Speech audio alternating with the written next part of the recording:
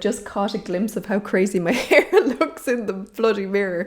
So excuse me for my crazy wispy hair today. Hey guys, how's it going? So my name's Jodie. If you're new here, hello and welcome. I am in a little nook of my flat here drinking a cup of tea because today I want to talk about something that I've actually been victim to. Victim is a very dramatic word here, right? But it's something called the endowment effect. And essentially what that is because I've owned something, for example, this cup here, I might value it more than the next person because I owned it. So I've got emotions linked to this, I've got experiences linked to this cup, and often we fall into this when we're trying to sell things. So let's say you've had a phone on Facebook Marketplace and you put it up for £300. However, it's just not selling and it's been sitting there for weeks or months. And this is because the market value of that phone may only be £150. So you have upped the value because you owned it and you have placed a lot of worth on that item. So that's what we're going to chat about today. And there's 4 main ways in which this endowment effect is actually losing you money.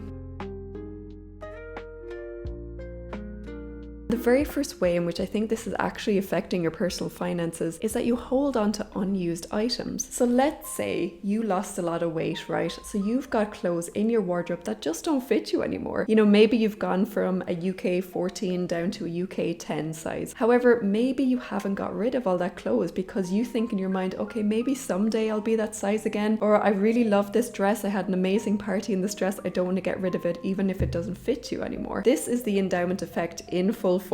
Because you've attached emotional value to something, you're holding on to things that actually you could be selling on and losing hundreds or maybe even thousands by not selling it on. This also goes for furniture that's in your room that's just taken up space and you're not actually utilizing it, or also old gadgets. How many of us, me included, have about 3 old laptops or old phones just like taken up space in their wardrobe? I know I do. A little bit of me is a little bit afraid of what will happen if I accidentally sell one of these and accidentally leave a load of photos or videos on there of me being embarrassing like this, like my B-roll or something, right? And I think there's a part of me that's just not tech savvy enough to understand like if I've totally wiped something. And I know that's why for me personally, that's why I've hung on to gadgets for so long. So does this ring true with you guys? Are you holding on to something that's unused in your home? And is it A, absolutely cluttering up your space? Is it B, taking up a massive percentage of the storage that you have? Yes, for me, like I live in an apartment, it's a 1-bed flat, so there's not a lot of storage here. And I have to put my hand up and say, hey, I'm not the best at being tidy, but I am trying to be more minimalist and to declutter more, which I'll do more videos on in the future if you guys are interested in. But how about you look in your bedroom, your sitting room, your kitchen tonight and just quickly open up, the drawers, open up the doors and see, are there things in there that you haven't used in about 6 or 12 months? And if that's the case, maybe take it out, assess if you need it, and just sell it on and get that money and pop it into your savings account if you're not actually using the damn thing.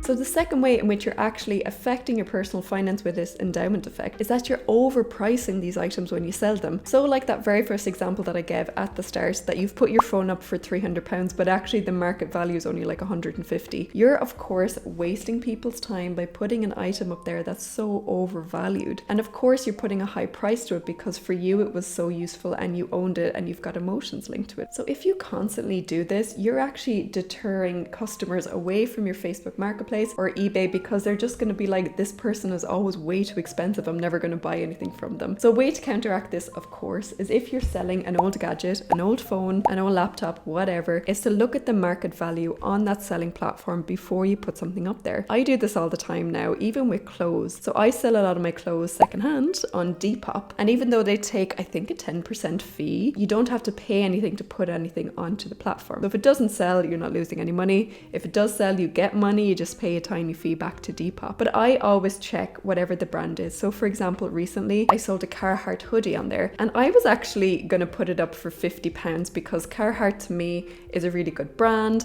And, I thought, okay, this is actually really good value. However, when I checked the market price of that, they were mainly going for £35, £40 for the exact same hoodie. So I knew if I put it up for my £50 overvaluation, of course, because I had emotions linked to it, it wouldn't have sold. So it would have been a waste of my time and a waste for anyone else's time who would have landed on my page. So do a bit of market research. It literally takes 5 minutes and it will ensure that you can actually sell your item and hold on to that cash. The next one is that you're refusing to cancel subscriptions, right?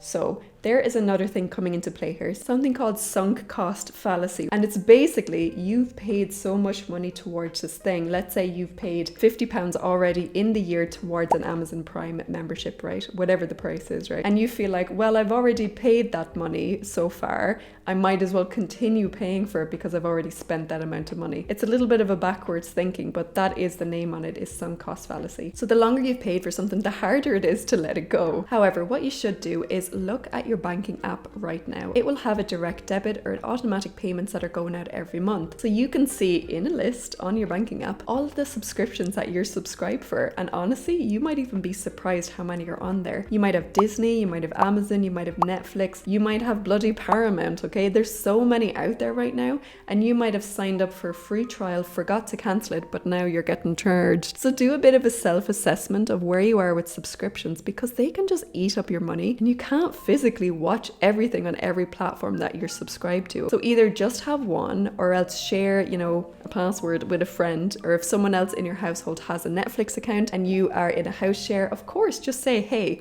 I've got Amazon, you've got Netflix, why don't we just share our passwords because we're in the same household and we can all have all of the subscriptions but only pay for one. So the endowment effect doesn't just apply to physical goods, okay? It also leads into big financial decisions for yourself. So let's say, for example, you've been in a very unfulfilling job for about 5 years, and because you felt like you've invested so much of your time and energy in this job that you can't leave, or you feel like you're a little bit trapped. But there are, of course, loads of ways around this. You have to kind of understand what you're missing out on in terms of your future potential, rather on everything that you've done in the past. Because if you move around jobs every few years as well, you are more likely to jump a really big percentage in your salary. However, if you stay in a job for a long amount of time, you're less likely to grow, really significant jumps in salary over that period. But of course, if you love your job, stay with your job. But if you're unfulfilled in that job and it's low paying and you're a little bit miserable in it, you should really look at the potential of where you could go rather than staying in a miserable job because you feel like you've invested a lot of energy in it. Another example of this is staying with a really expensive car even though it's outstretched your budget at the moment. So let's say you've got a £500 car loan every month. However, you've changed jobs and now that £500 is a really big percentage of the income that you bring in. You may not have sold your expensive car yet because you feel like, well, I've already bought it, I've already gone to the dealership to put all this energy into it, I've already driven on it loads of miles, I already know how it works. You come up with all these excuses as to why you don't sell something. So you start to justify it because you have an emotional investment into it, and of course you've already forked out the money up front for it. However, if it's overstretching you and it's too much of your bloody budget going towards a car, you need to reassess your life there and always go back to the 50-30-20 rule, which I've spoken about in previous videos. But if you haven't seen it, essentially what it means is 50% of your monthly income should go towards your needs. Your needs being, of course, your rent or your mortgage, your grocery bill, any utility costs, any loan repayments such as a car, and then 30% of your monthly income should go towards your wants, such as partying, such as nightclubs, such as travel abroad, and then 20% of your monthly income should go towards your savings or investments for your future self. So if you feel like you're really outstretched in one of those buckets, you really need to assess where your money is going and make it a little bit easier for you in the future.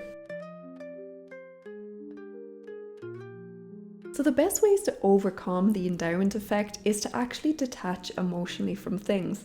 Like this cup, right? I do love this cup because I bought it at some pottery fair. So there was an individual artist who made this and it cost me £30, which is way too much for a cup, right? But I love this cup. However, if it was to break, I would be sad, but I know that I can go to that potter's fair again and buy another cup. I'm not going to have too much emotional attachment to this cup, even though it's hard because look how cute it is. But if we try and release ourselves from the emotions that are linked to materialistic items, we can of course sell them when we don't use them anymore.